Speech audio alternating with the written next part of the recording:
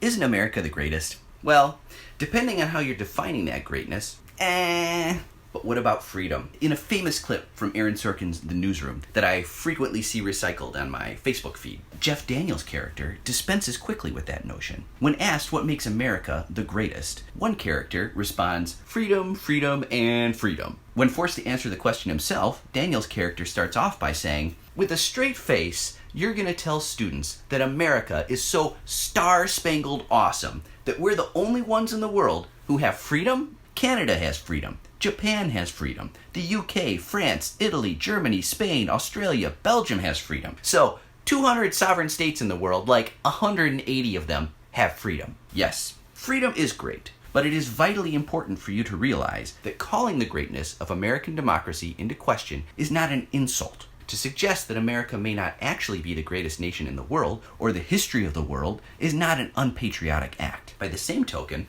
suggesting that anyone who would criticize America does not love their country is wrong and harmful. You don't have to love another country to be able to see your own homeland's flaws. Our nation is imperfect. That's okay.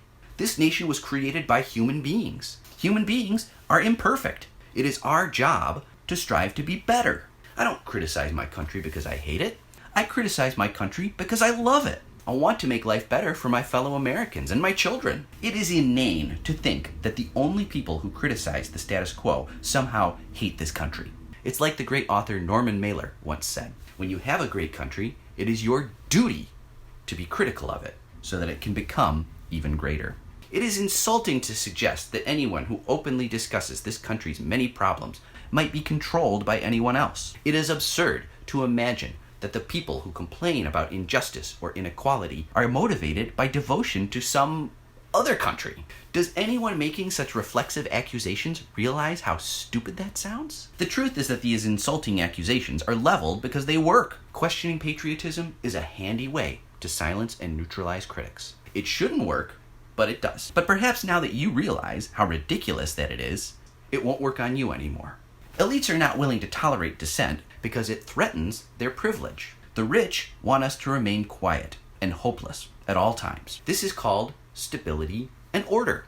It is for this reason that our patriotism, our love of country, is used against us. In his book Land of Idols, Michael Parenti says, patriotic extremism is an important tool in the hands of affluent rulers who use it to mask privilege and mute class conflict by characterizing as unpatriotic any kind of radical criticism and working class militancy. He goes on to say that a nation's leaders will always try to push their personal class interest as the national interest, even though there is rarely any real community of interest between what the rich want and what's good for everyone else. It's okay to question the ways that our country is less than awesome. There are lots of examples if you look for them. It should be our job to find those weaknesses and fix them, or turn them into strengths. We can do that by working together. I think it's time to form a brand new political organization devoted to doing exactly that. Like, follow, and consider subscribing to my free Substack.